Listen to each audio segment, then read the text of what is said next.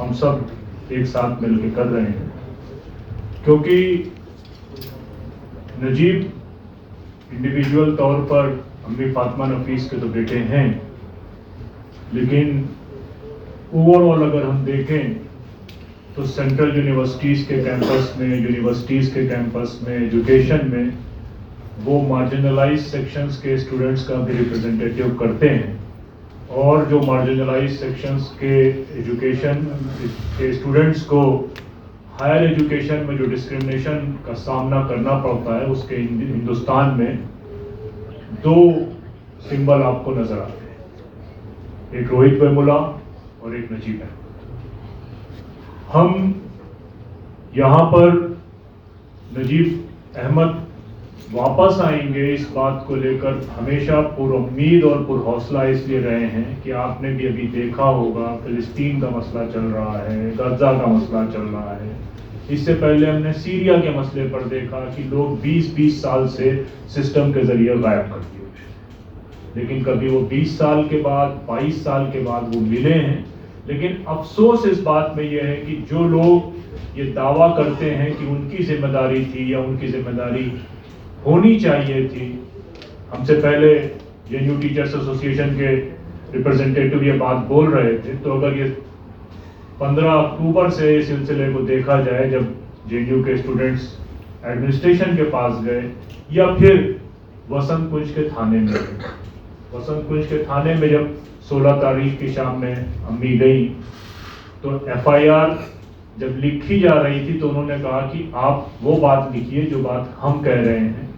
तो पीछे से वो जो स्टेशन ऑफिस इंचार्ज थे एसएचओ वसंत कुंज, वो किसी से डिक्टेशन ले रहे और उन्होंने ये बात कही जो मुझे याद है कि आपको अपने बच्चे को वापस लाना है या एफआईआर ठीक करानी है। और तब से लेके ये सिलसिला आज तक जारी है।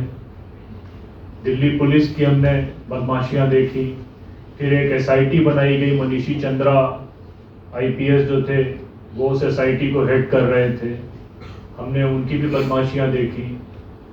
फिर सीबीआई बनाई गई और वो सीबीआई हाई कोर्ट में ये कहती है कि जो एक्यूज स्टूडेंट्स थे, जिन एक्यूज स्टूडेंट्स पर हमें डाउट था, उन एक्यूज स्टूडेंट्स का हम फोन का पैटर्न लॉक नहीं खोल पाए। ये हाई कोर्ट के प्रोसीडिंग्स में आपको मिल जाएगा, जिसपे सीबीआई जो देश की प्रीमियर इन्वेस्टिगेशन एजेंसी है वो ये कहती है कि हम फोन का पैटर्न लॉक नहीं ओपन कर पाए, जिसकी वजह से फोन में क्या इंफॉर्मेशन है वो इंफॉर्मेशन हमें नहीं मिल पाई, और वो हाई कोर्ट उस बात को एक्सेप्ट करता है। तो कोर्ट के बारे में हम सब बहुत सारे केसेस में एक्यूज हैं, जांचें चल रही हैं, तो ये अक्सर भी हमें खतरा रहता है कि हम अगर कोर्ट की बुराई कर देंगे तो फिर हम जब अपनी बेल के लिए जाएंगे या हमारी सुनवाई होगी तो क्या होगा। लेकिन अब पानी सर से गुजर चुका है। हम खुद ये देख रहे हैं कि बंगाल में हाई कोर्ट के जज गंगोपाध्याय जो थे, अभिजीत गंगोपाध्याय, रिजाइन करते हैं और भाजपा के एमपी बन के जाते हैं। तो अभिजीत गंगोपाध्याय या रोहित आर्या जो भाजपा ज्वाइन किए 15 दिन के बाद हाई कोर्ट से रिजाइन करने के बाद, वो आज की जो जुडिशरी है उसका रिप्रेजेंटेशन करते हैं, और किस तरह के फैसले अभिजीत गंगोपाध्याय और रोहित आर्या ने दिए होंगे। तो ये जो जजेस इंक्वायरी खत्म करने की बात कर रहे हैं या इंक्वायरी ना होने की बात कर रहे हैं, वो किसको रिप्रेजेंट कर रहे हैं? क्या वो हमारे देश की जो न्यायपालिका की स्पिरिट है उसको रिप्रेजेंट कर रहे हैं, या जो संघ परिवार की न्यायपालिका के अंदर, जुडिशरी के अंदर पैठ बन गई है, ये उसको रिप्रेजेंट कर रहे हैं? ये उस फाइल को एक्सेप्ट कर ले रहे हैं जिसमें इंडिया की प्रीमियर एजेंसी ये बात करती है कि हम फोन के पैटर्न लॉक नहीं खोल सके, हमने उनसे बुलाया, उन्होंने मना कर दिया। आप इस बात को समझें कि एसआईटी कैंपस की जांच करे, इसके लिए डिफेंस के हमारे लॉयर को जो है वो एप्लीकेशन लगानी पड़ी थी, और जो कैंपस का जो कैंपस में जो जांच होनी चाहिए, कैंपस में जो सर्वे होना चाहिए, कैंपस में जो पुलिस टीम की सर्च होनी चाहिए, वो 1 महीने के बाद हुआ था, पहली राउंड जब गए थे, और जो डॉग स्क्वाड के साथ की जो रिपोर्ट थी वो 4 महीने के बाद थी। तो किसको मजाक, मतलब ये पूरा केस अपने आप में एक मजाक बन के रह गया कि 4 महीने के बाद जो क्राइम प्लेस है उसकी डॉग स्क्वाड से सर्च हो, इसके लिए आपको हाईकोर्ट जाना पड़ेगा। तो जुडिशरी तो पूरी मौकरी कर रही है इस पूरे केस में। वो आ रहे हैं कि साहब हमने उनसे बात करी, जैसे कि दिल्ली दंगे के केस में चार्जशीट ये कहती है दिल्ली रॉयट की कि हमने कपिल मिश्रा को बुलाया और कपिल मिश्रा से पूछा कि क्या आपने कोई स्पीच दी थी, तो कपिल मिश्रा ने भड़काऊ भाषण दिया था। तो कपिल मिश्रा ने कहा कि जी नहीं, हमने कोई भड़काऊ भाषण नहीं दिया था, तो हमने कपिल मिश्रा को जाने दिया। ये चार्जशीट कह रही है। अब वही जो है दिल्ली पुलिस जब इस केस को इन्वेस्टिगेट करती है तो किसी ऑटो वाले को ढूंढ लेती है, किसी इसको ढूंढ लेती है, और सीबीआई ने तो एक ढेले भर का काम नहीं किया। जब हम लोगों ने वहां प्रोटेस्ट शुरू किया तो मुझे और उमर खालिद को नोटिस दे दिया कि आप आइए, और 8 घंटे अपने ऑफिस में बड़े से कमरे में हम दोनों लोगों को बैठाया रखा, और 8 घंटे के बाद ये पूछा कि आपका शक किस पे है। तो हमने कहा आपने हमको इसलिए बुलाया था क्या, लेकिन हम समझ रहे थे कि हम लोग प्रोटेस्ट कर रहे हैं तो हमको डेमोरलाइज करने के लिए सीबीआई ने नोटिस देकर बुलाया है। फिर सवाल मीडिया की दोस्तों का, जो उनका शानदार काम रहा इस पे। टाइम्स ऑफ इंडिया के एक जर्नलिस्ट थे सावंत, उन्होंने एक रिपोर्ट लगाई कि दिल्ली पुलिस को नजीब अहमद के लैपटॉप से आईएसआईएस के बारे में जानकारी मिली है, और नजीब अहमद ने आईएसआईएस ज्वाइन कर लिया है। ये रिपोर्ट लगाई गई, और जैसे ही टाइम्स ऑफ इंडिया की ये रिपोर्ट आई तो उसके जितने बड़े मीडिया हाउसेस थे, वो चाहे वो इंडिया टुडे हो, चाहे वो आज तक हो, चाहे वो दूसरे हो, सब ने उसको प्राइम टाइम पे चलाना शुरू कर दिया। किसी पत्रकार को एक फोटो भी मिल गई नजीब अहमद की कि वो सीरिया में मौजूद है, मशीन गन लिए हुए।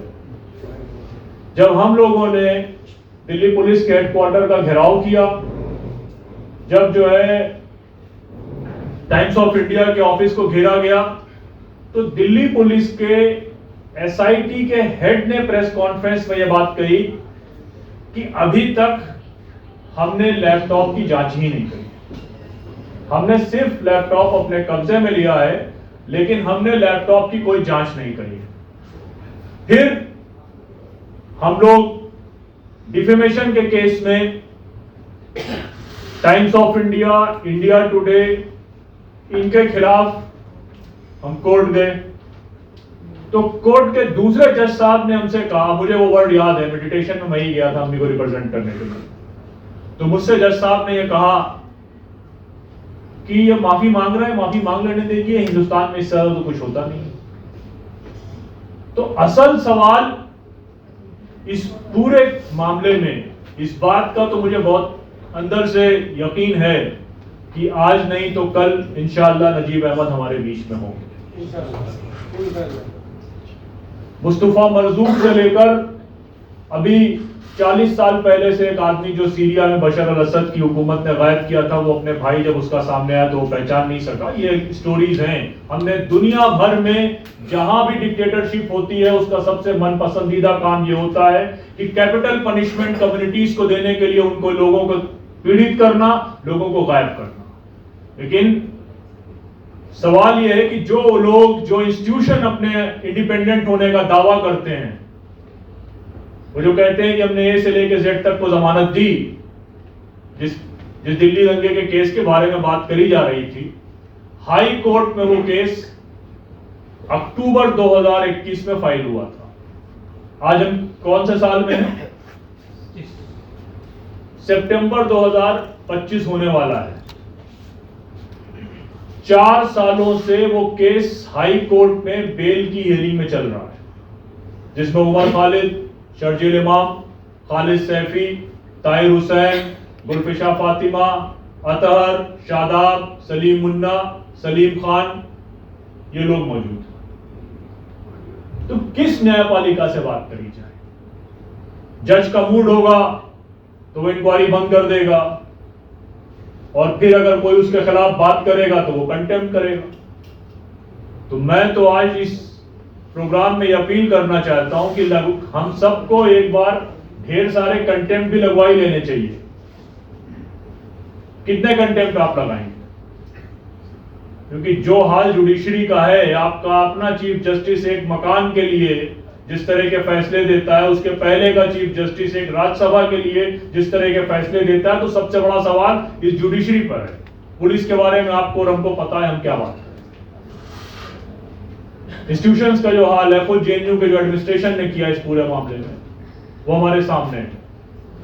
बहुत ढेर सारे इश्यूज में हमको ये लगता है कि इस देश में इस समय बहुत ढेर सारे मसले, बहुत ढेर सारे इश्यूज चल रहे हैं, जिसमें कुछ नजीब अहमद की लड़ाई धीमी पड़ी थी और उसके लिए हम सब जिम्मेदार थे। आधे से ज्यादा दोस्त जेलों में चले गए, प्रोटेस्ट के लिए स्पेस नहीं बचे, प्रोग्राम के लिए स्पेसेस नहीं बचे। लेकिन मुझे लगता है कि शायद मुझे और जो मेरे दोस्त यहाँ पर स्टूडेंट एक्टिविस्ट हैं, सोशल एक्टिविस्ट हैं, या जो मीडिया के वो दोस्त जो इस बात पे यकीन रखते हैं कि मीडिया कभी तटस्थ नहीं होता, कभी न्यूट्रल नहीं होता, बल्कि वो मजलूम की आवाज़ को बुलंद करता है, उनको कोर्ट के इन जजेस ने दोबारा से जगाने की कोशिश करी है। और आने वाले दिनों में हम लोग दोबारा से इस आंदोलन को जिंदा करेंगे। नजीब अहमद का आंदोलन 2014 के बाद सबसे बड़ा ऐसा आंदोलन था। कोई ऐसा शहर नॉर्थ से लेकर साउथ तक, दिल्ली से लेकर केरल तक मैं खुद ट्रेवल किया, अम्मी ट्रेवल करी, बहुत सारे दोस्त इसमें रहे। कोई ऐसा शहर नहीं था जहां पर इस बात को लेकर आंदोलन हुआ हो। कोर्ट की लड़ाई सुप्रीम कोर्ट में होगी, लेकिन इंशाअल्लाह हम सड़कों को फिर आबाद और जिंदा करेंगे।